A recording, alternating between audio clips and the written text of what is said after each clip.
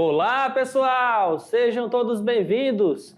Eu sou o professor Maicon Maciel e essa é a nossa eletiva Ciências da Natureza para o Enem, tá? Aquela eletiva que vai aumentar a sua chance na hora de responder a prova do Enem, vai te preparar mais para que você vá mais preparado para poder realizar o seu sonho. Tudo bem, pessoal? Então, olha só, nessa aula de hoje nós vamos fazer aqui um compilado de conteúdos daquele conteúdo que mais cai, né? Eletrodinâmica, ela tem uma alta porcentagem de ser cobrado no Enem e por conta disso foi o que foi escolhido para a aula de hoje para ser trabalhado, tudo bem? Vamos começar o nosso conceito de eletrodinâmica, pessoal, ou corrente elétrica, manda aqui. Vem aqui comigo, aqui ó. Corrente elétrica, o primeiro conceito que você tem que entender é o de corrente elétrica. Imagina que tu tem um condutor, esse condutor ele está cheio de elétrons ali, né, elétrons livres, com movimentos que não são ordenados, são movimentos aleatórios, tudo bem? Com aquele movimento aleatório, aquela agitação, né, devido à própria temperatura, então você não vai ter corrente elétrica. Na medida em que você estabelece um campo elétrico e você estabelece uma diferença de potencial naquele condutor, aqueles elétrons que, ora, estavam desorganizados, olha só, eles estavam desorganizados, eles começam a se deslocar de uma forma mais ou menos organizada. Então, esse fluxo de elétrons, esses portadores de carga dentro do condutor, né, em um certo intervalo de tempo, vai ser o quê? Vai ser a sua corrente elétrica no condutor. Tudo bem, pessoal? Então, olha só, essa corrente elétrica, ela pode ser uma corrente contínua ou uma corrente alternada. Então, por exemplo, aqui, ó, eu tenho uma corrente, ó, um gráfico aqui, ó, uma reta horizontal constante, eu estou falando de uma corrente contínua, ou seja, uma corrente que ela vai ter sempre aquele mesmo valor, aquela mesma intensidade, e essa corrente ela não vai mudar o sentido. Por exemplo, se ela está indo para a direita, ela continua indo para a direita. Se ela está indo para a esquerda, ela continua indo para a esquerda, ou seja, ela mantém o valor da sua corrente e ela mantém o seu sentido. Então você vai ter o quê? Uma corrente contínua, tudo bem? Nesse caso, há polos bem definidos, positivo, negativo. Mas aí você pode ter também, olha só esse gráfico aqui, ó, uma coisa sobe, outra desce, uma sobe, outra desce, aí você fala, professor, aquela corrente lembra uma senoide, né? Exatamente. Aí nós estamos falando de corrente alternada, tá? Então a corrente elétrica ela pode ser contínua, se for constante aqui, ou ela pode ser alternada, se você tiver aquele ciclo de hora ela vai para a direita, hora para a esquerda, hora para cima, hora para baixo, então ela vai oscilando com o tempo. Nesse caso aí, não faz muito sentido você falar sobre positivo e negativo, porque é como se ela ficasse invertendo a polaridade, tudo bem? Nessa alternância aí do ciclo, tudo bem, pessoal? Então vamos lá.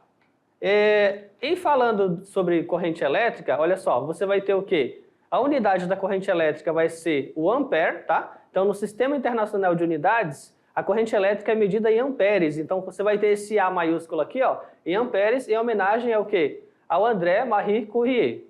1 ampere, ou seja, uma unidade de 1 ampere, equivale a 1 coulomb por segundo, ou seja, uma unidade de corrente elétrica, 1 ampere, equivale a 1 coulomb, que é a unidade da carga, dividida pelo tempo. Tudo bem, pessoal? Então, olha só, você vai ter equipamentos, olha só, que utilizam corrente elétrica, que tem resistência, tudo bem? O ferro de passar, ele vai ter uma resistência.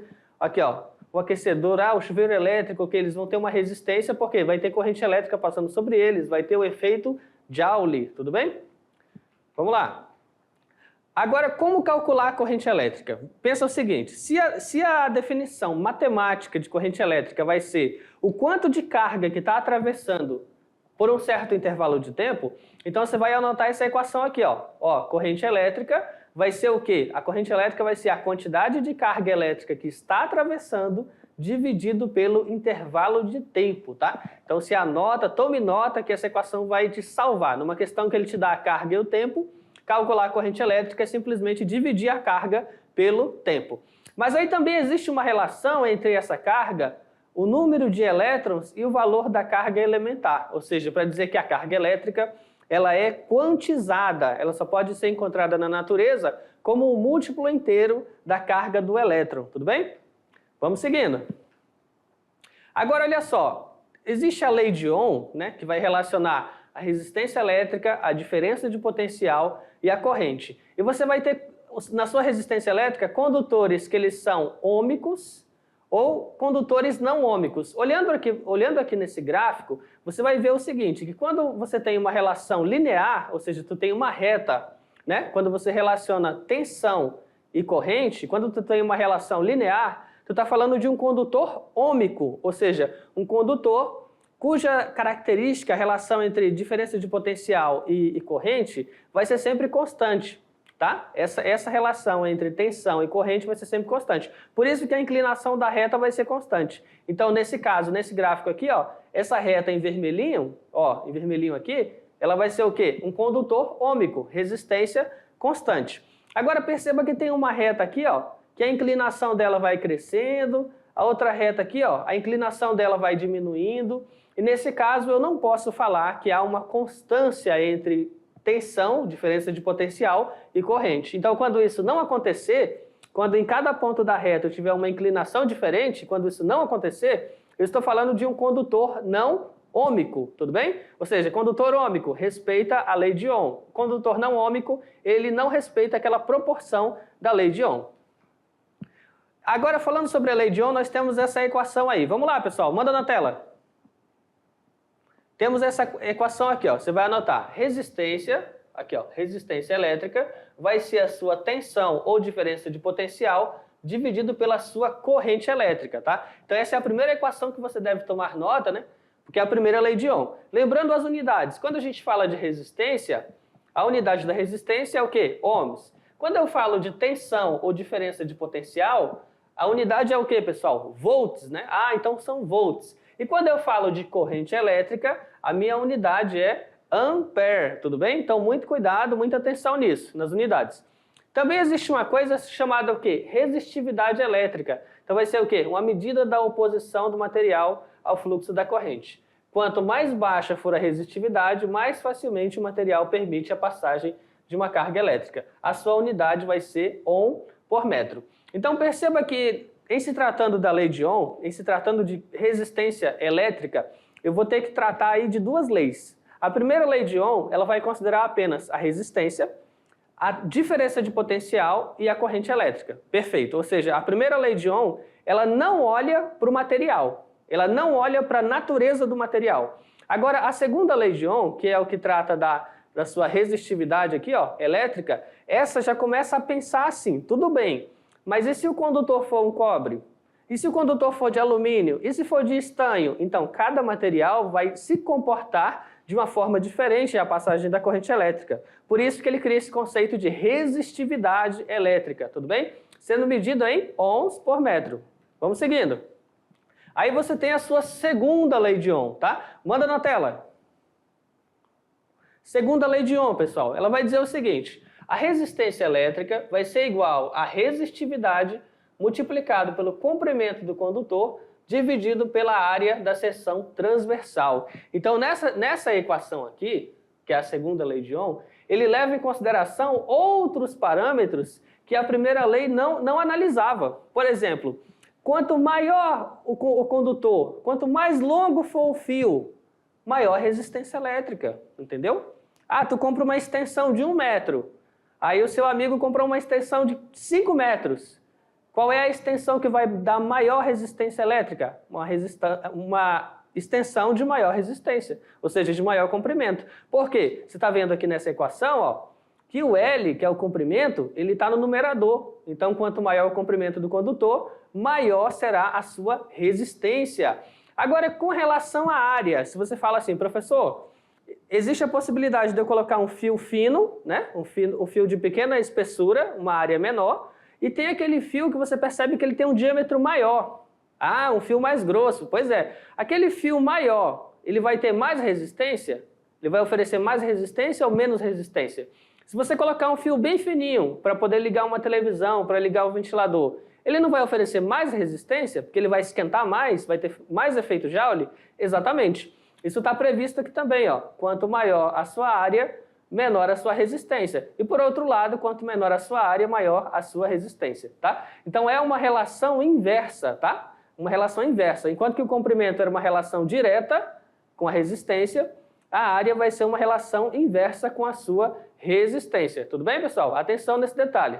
E aí tem, voltando aqui, e aí tem o detalhezinho do ρ, que é a sua resistividade, ou seja, cada material, cada condutor vai ter um valor de resistividade. Foi aquilo que eu falei, né? A segunda lei, ela dá uma olhada agora, não mais só para resistência, para tensão, para corrente. A segunda lei, ela vai pensar assim, ó, esse condutor, ele é muito grande, ele é pequeno, é um fio grosso, é um fio fino, a área dele é maior, menor, que tipo de material constitui? Então, tudo isso é levado em consideração para calcular a resistência por essa segunda lei de Ohm. Vamos lá, pessoal.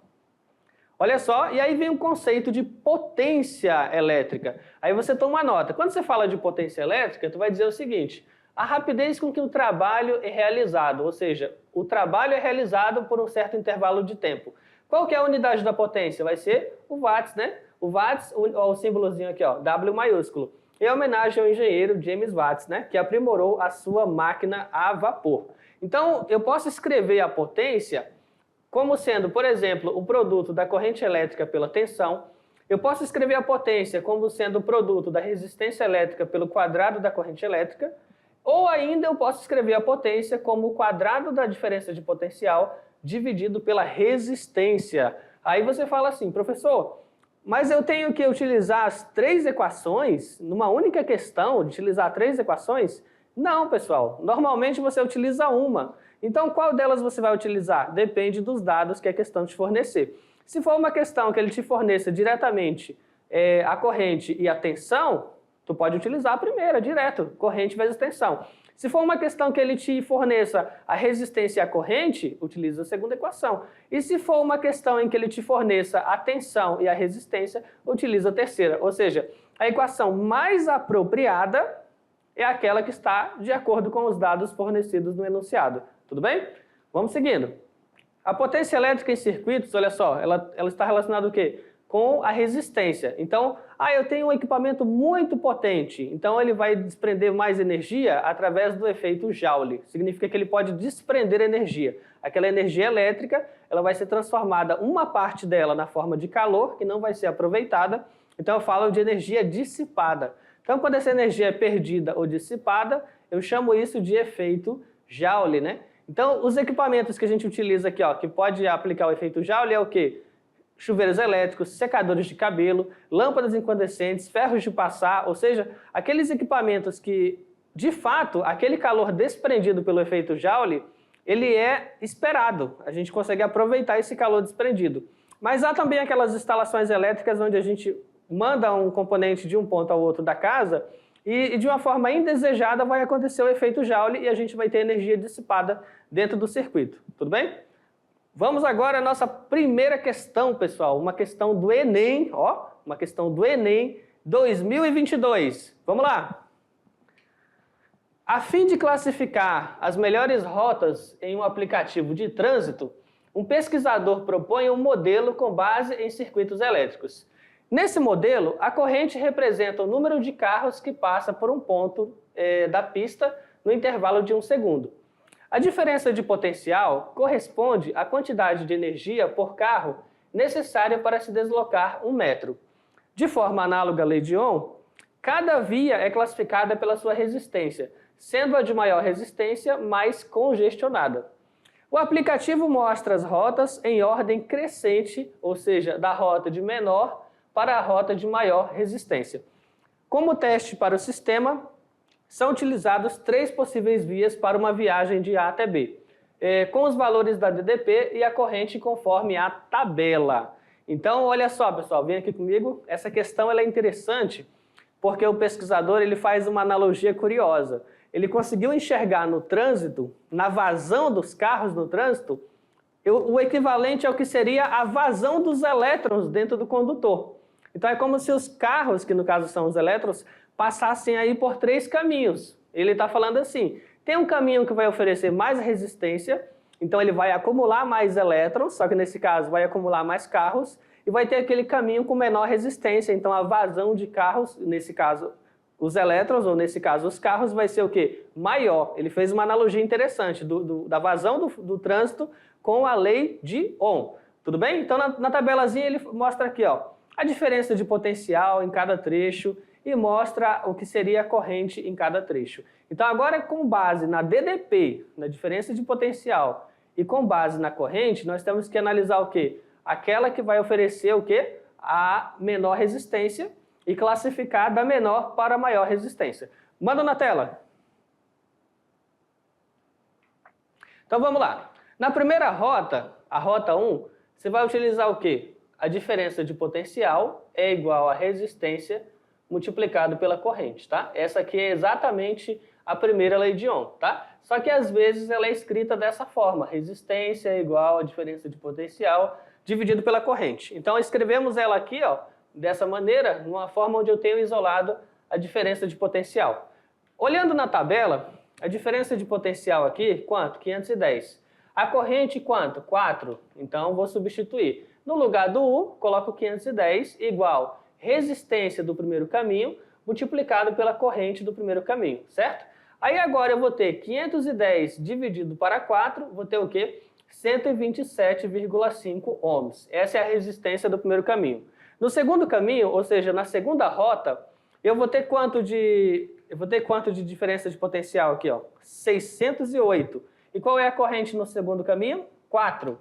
Então vamos lá. Na segunda rota, utilizo a mesma equação. Diferença de potencial, resistência vezes corrente.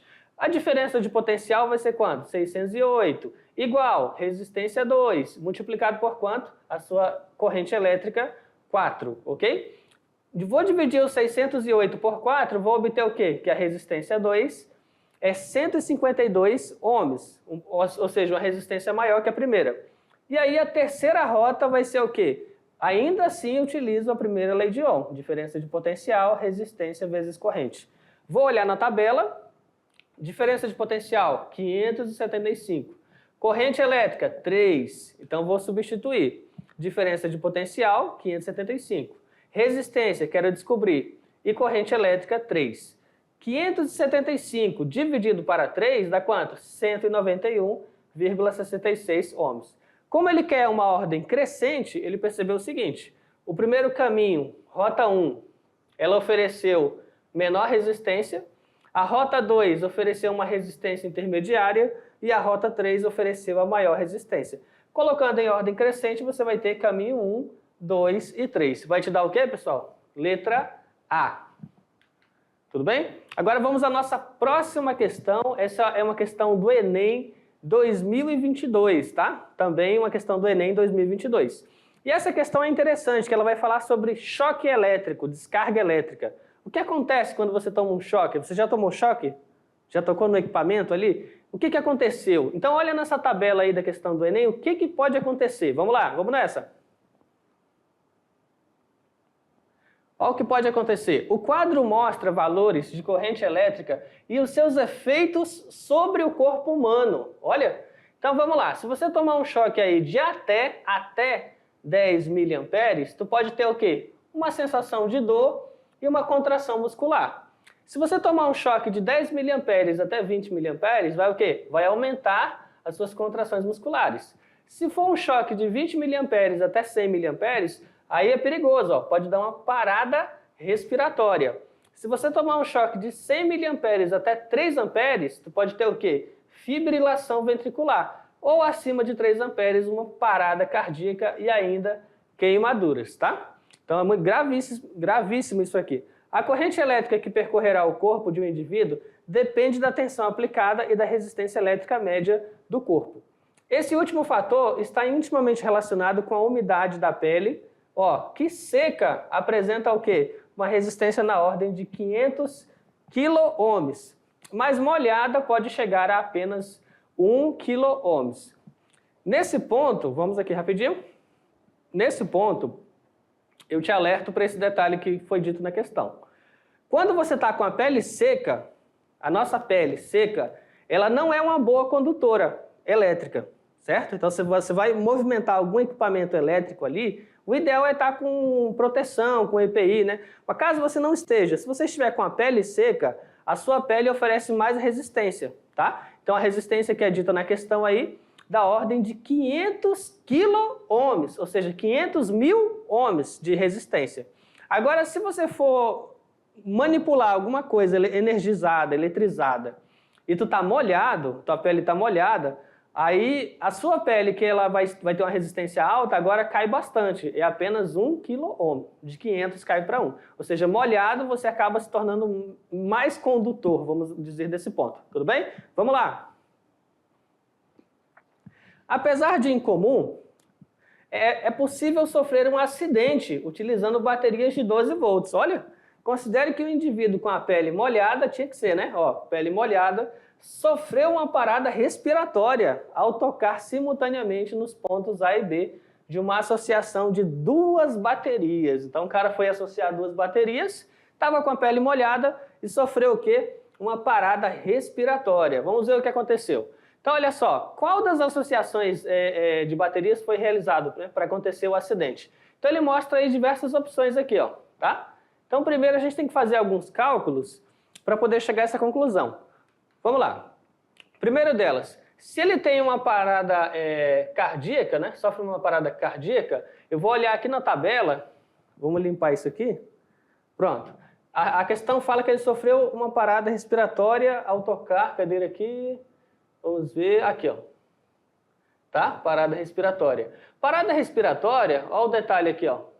De 20 mA até 100 mA. Então, eu vou pegar essas duas informações, a corrente mínima e a corrente máxima nessa faixa, tudo bem? Então, a corrente mínima, a diferença de potencial vai ser a resistência da pele humana molhada multiplicada pela corrente, né? Então, 0,02. Nesse caso, a tensão mínima teria que ser de quanto? 20 volts. Vou utilizar a mesma equação e vou utilizar o quê? A resistência dele com a pele molhada com a corrente máxima, tá? Lembrando que lá 20 mA equivale a 0,02 e os 100 mA equivale a 0,1. Multiplicou, você vai ter 100 volts. Ou seja, se ele tomar um choque ali, uma descarga elétrica de 20 até 100 volts, ele pode sofrer essa parada, ok? Agora, olhando para as baterias, qual delas que eu posso ter aí uma faixa de tensão até 20 volts? Então, na letra A, nós temos o seguinte, eu tenho uma bateria, ó, negativo, positivo, negativo, ó, positivo. Então, ela está associada em série, né? Então, se ela está associada em série, vai somar 12, né? 12 volts e 12 volts, ele vai ter o quê? 24 volts. Nesse caso, ele vai ter uma tensão suficiente, né, para estar nessa faixa aqui. Nas demais, pessoal, aqui ela está associada errada, aqui ela está associada em paralelo, aqui ela está associada errada e aqui está associada errada. Então, nesse caso, apenas a letra A, uma associação em série de baterias. Tudo bem? Olha só, uma questão Enem 2021. Buscando conhecer as informações técnicas de um ferro elétrico, para avaliar o consumo de energia, um estudante identifica algumas informações desse eletrodoméstico fornecido pelo fabricante, como mostra na figura.